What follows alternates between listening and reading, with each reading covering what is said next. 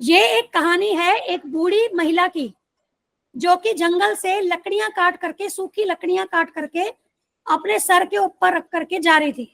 पूरा बंच था, बंडल था लकड़ियों का। अब क्या हुआ, वो बंडल जो था ना, वो बंडल बहुत भारी था और वो जमीन पर गिर गया। और इसके बाद वो जो महिला थी, वो बूढ़ी महिला, वो बहुत ही परेशान हो गई और वो सोचने लगी कि अब कौन मुझे मदद करेगा कि ये बंडल को जमीन से उठा करके वापस से मेरे सर पे रख दे, क्योंकि वो बहुत बूढ़ी थी, उसके लिए वो पॉसिबल नहीं हो पा रहा था कि वो झुक करके इतना भारी लकड़ी का बंडल उठाए और अपने सर पे रखे। फिर उसने क्या किया, भगवान को याद करने लगी कि हे भगवान, मुझे मदद कीजिए, मेरी सहायता कीजिए। और क्या हुआ, भगवान ने, अब उसने बहुत दुख से भगवान को पुकारा, भगवान ने उनको दर्शन दिए, वो आ गए और उनको बोले कि तुम्हें क्या चाहिए। तो वो बोले कि ये जो लकड़ी का बंडल है ना, ये जमीन पे गिर गया है, इसको आप कृपा करके मेरे सर पे वापस रखने में सहायता करें। ठीक है, तो इसका मतलब क्या हुआ, प्रभुपाद जी कह रहे हैं कि यही हमारी क्या है, फूलिशनेस है, यही हमारी मूर्खता है। जब भगवान हमें एक बेनेडिक्शन, कृपा देना चाहते हैं, लेकिन हम क्या कर रहे हैं, हम भौतिक बंडल, भौतिक भार जो है, भौतिक बोझ, इसको हम भगवान से मांगते हैं। हम उनसे भौतिक वस्तुएं मांगते हैं, खूब सारा पैसा मांगते हैं, नई गाड़ी मांगते हैं, है ना, लेकिन भगवान से भगवान की सेवा नहीं मांगते। और ये उसी तरीके से हुआ कि आप 1000 रुपए के नोट से, ये हमारे गुरुजी एग्जाम्पल देते हैं, कहते हैं आप 1000 रुपए के नोट से जो 1000 रुपए की वस्तु खरीद सकते हो, आप उसके बदले क्या कर रहे हो, 50-100 रुपए की चीज मांग रहे हो। तो ये क्या हुआ, घाटे का सौदा हुआ। तो अभी जो हम बात कर रहे थे ना, कर्म मिश्र, ज्ञान मिश्र, योग मिश्र भी है। कर्म मिश्र में क्या हुआ, हम क्या कह रहे हैं, भौतिक उपलब्धियां मांग रहे हैं। ज्ञान मिश्र में क्या हुआ, हम भगवान में लीन होना चाह रहे हैं। और योग मिश्र में क्या हुआ, हम योगिक सिद्धियां चाह रहे हैं। तो इसका मतलब क्या हुआ, इन तीनों से अगर हम मिश्र भक्ति, मतलब कर्म मिश्र भक्ति या ज्ञान मिश्र भक्ति या योग मिश्र भक्ति कर रहे हैं, तो वहां पर हमने क्या किया, जो हाईएस्ट है कि केवल भगवान की इच्छा की पूर्ति के लिए कार्य करना है, उसको ना करके हम अपनी इच्छा को साथ में जोड़ रहे हैं। और हमने शुद्ध भक्ति को क्या किया, हमने शुद्ध भक्ति का पालन नहीं किया, फिर हमने अपनी जो भक्ति है उसको क्या कर दिया, कंटेमिनेट कर दिया, दूषित कर दिया। उसी प्रकार से जैसे ये महिला जो है, ये लकड़ियों के बंच को, लकड़ियों के बंडल को कह रही है भगवान को कि मेरे सर पे रख दो। ठीक है, तो जितनी हम चीजें अभी हमने बात की थी ना, ये कनेक्ट भी हो गया। अभी मैं आपको क्या कह रही थी, भगवान सर्वाकर्षक है। अब यहाँ पर ये सब जो आकर्षण हो रहा है इस वाली स्टोरी में, ये कर्म मिश्र है एसेंशियली ये स्टोरी, तो क्योंकि भौतिक वस्तुएं मांग रही है, तो बेसिकली क्या है, ये सारी चीजें अगर हम भौतिक इच्छाएं रखते हैं और हम भक्ति, शुद्ध भक्ति नहीं करते हैं और भौतिक इच्छाएं रख रहे हैं, तो वहां पर हम क्या कर रहे हैं, हम भगवान की ओर आकर्षित शुद्ध रूप से नहीं हो रहे, लेकिन भगवान की एनर्जी, ये सब भी तो भौतिक शक्तियां ही है ना। आज जो भी चीजें, हमने क्या बात की थी कि सब वस्तुओं के स्वामी कौन है, भगवान है।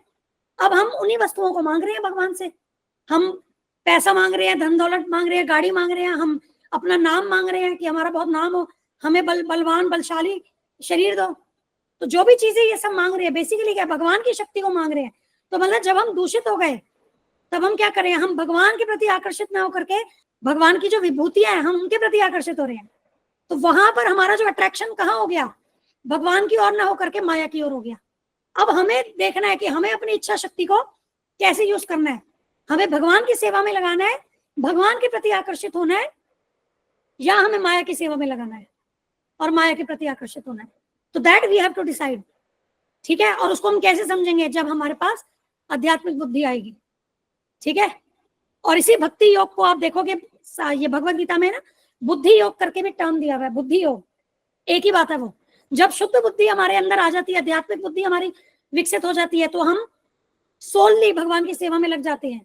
तो बुद्धि योग भक्ति योग ही है, जब हम शुद्ध भक्ति से भगवान की भक्ति में लगते हैं, वो एक ही बात है। ठीक है, चलिए अब इसको यहाँ क्लोज करते हैं।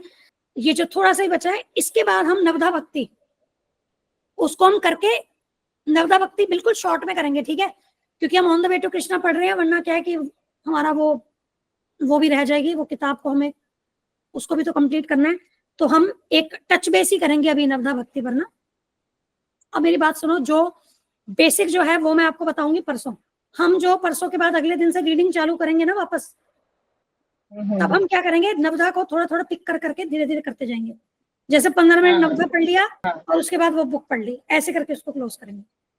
But it will take time, क्योंकि जो एग्जाम्पल्स है ना उसमें, मैं चाह रही थी उसमें जो भागवतम की स्टोरीज आ रही है ना, किन किन महाभागवतों ने उन नवधा भक्ति का कैसे कैसे पालन किया है, वो स्टोरीज हम सुने, क्योंकि उन्हीं से हमें प्रेरणा मिलेगी।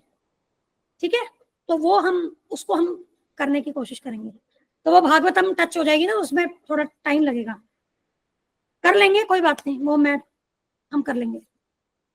ठीक है, बट परसों जो हम करेंगे, बेसिकली प्रभुपाद जी ने हमें जो मार्ग दिया है ना, हमें नवधा भक्ति का मार्ग दिया कि ये सारी एक्टिविटीज करो, वो कैसे करना है उसके ऊपर हम डिटेल में चर्चा करेंगे परसों, ताकि एप्लीकेशन पार्ट हमारा क्या है अभी स्टार्ट हो जाएगा और अच्छे से हम कोशिश तो कर ही रहे हैं, बट एप्लीकेशन पार्ट हम अभी समझ लेंगे, फिर गहराई से एक एक जो महाभागवत है उनकी स्टोरीज लेकर के उन्होंने कैसे करी, और उसको हम तत्व रूप से कैसे समझें। जैसे श्रवण है, श्रवण तत्व रूप से कैसे समझे, वो कैसे हमारी शुद्धि करता है, कीर्तन कैसे शुद्धि करता है, उसके ऊपर हम फोकस करेंगे। टेक्निकलिटीज बिल्कुल, फिलोसॉफी उसकी। ठीक है, ठीक है, चलिए फिर क्लोज करते हैं। कोई क्वेश्चन है तो बताइए, अदरवाइज क्लोज करते हैं। ठीक है, चलिए, ध्यान रखिएगा। हरे कृष्णा, धन्यवाद, प्रणाम, जय श्री प्रभुपाद। हरे कृष्णा, धन्यवाद प्रणाम, हरे कृष्णा माता जी, धन्यवाद प्रणाम, जय Shri, thank you so much माता जी। थैंक यू, हरि बोल। हरि बोल, हरि बोल।